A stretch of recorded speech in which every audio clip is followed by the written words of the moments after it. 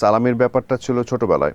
ছোটবেলায় তখন খুব কিউরিয়াস ছিলাম যে কতগুলো বাসায় যাব, কতগুলো বাসায় গিয়ে কত টাকা সালামি পাবো, মানে কত টাকা পাবো সেটা কিন্তু অত বেশি কনসার্ন ছিলাম না। তখন হতো যে হয় না যে 5টা বাসায় গিয়ে 50 টাকা পেলাম, সেটার চেয়ে বেশি ইম্পর্টেন্ট হচ্ছে যে 10টা বাসায় গিয়ে 40 টাকা পেলাম, মানে ওইটা ইম্পর্টেন্ট ছিল। মানে 10 জনের 10 কাছ জনের থেকে বাসায় যাওয়া, হ্যাঁ। 10 জনের কাছ থেকে পেলাম, ওইটা অনেক ইম্পর্টেন্ট ছিল বা ওইটা অনেক ভালো এবং লাগতো। এবং সারা বছর তো এটা পাওয়াও যেত না, ঈদের হ্যাঁ, দিনটাই এবং শুধু এটা ছিল। একটা ফ্রেন্ডদের সাথে একটা মানে কম্পিটিশন থাকতো। তোর কত হইছে, আমার হ্যাঁ, কত।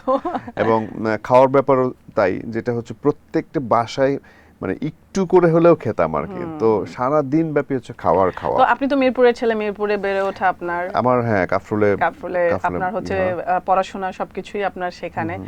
ঈদের ছোটবেলার ঈদটা আপনাদের এলাকায় কেমন ছিল, বা আপনি তখন এই যে বিকেলবেলা বন্ধুদের সাথে হয়তো ঘুরতে যাওয়া, স্কুলে একরকম কলেজে একরকম, একটু সেই ব্যাপারটা জানি। ওই তো এলাকার মধ্যে যা হয় সেটা হচ্ছে যে তখন আসলে খেলার সাথীরা থাকে।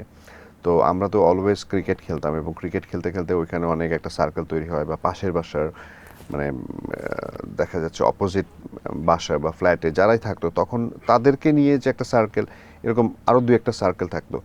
তো ওদেরকে নিয়ে একরকম ক্রিকেট খেলা, তারপরে এবং এমনও হতো যে ঈদের দিনও ক্রিকেট খেলছি, সো ওই একটা ফ্লো থাকা এবং সালামি। তো এটাই আর কি, আমার মনে হয় অত বেশি ডিফারেন্স ছিল না আর অত কি। বেশি ডিফারেন্স ছিল না। আর এলাকায় আসলে হচ্ছে গিয়ে যদি নিজের এলাকায় ঈদ পালন করা যায়, তাহলে আমার মনে হয় আনন্দটা এমনিতেও একটু বেশি থাকে। Exactly, সেই হ্যাঁ। পরিচিত মুখ আবার হচ্ছে নতুন করে আবার অন্য জায়গায় গিয়ে পরিচিত মুখ হওয়ার প্রয়োজনটা পড়ে না। অনেক বিষয় তো আসলে থাকে ঈদে, সালামি থাকে, খাবার থাকে, নতুন জামা থাকে। ছোটবেলায় আপনাকে কোন বিষয়টা বেশি আনন্দ দিত, সালামি, নতুন জামা, নাকি হচ্ছে খাওয়া দাওয়া? আহ, মানে তিন রকম জিনিস। সালামিটা তো আসলে ওই যে বললাম যে কত বাসা থেকে পাচ্ছি সেটা একটা জিনিস। আর যেটা হচ্ছে কি পরবো, সে ড্রেস আপটা নিয়ে অনেক বেশি থাকতাম যে আচ্ছা, ছোটবেলায়। অনেকে তো লুকিয়ে রাখতো ছোটবেলায়, আপনি কি হ্যাঁ, সেটা করতেন?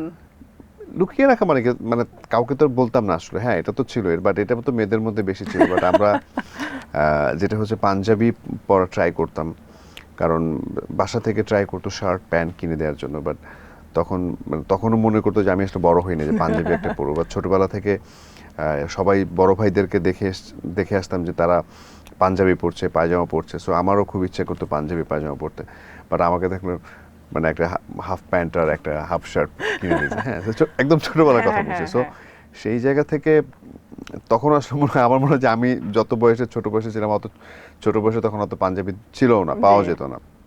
বাট ওইটা অনেক বেশি কিন্তু ভালো, আপনার একটা ইচ্ছা ছিল যে আমাকে পাঞ্জাবি দিলেই পাঞ্জাবি ভালো পরতে হতো। হবে। হ্যাঁ,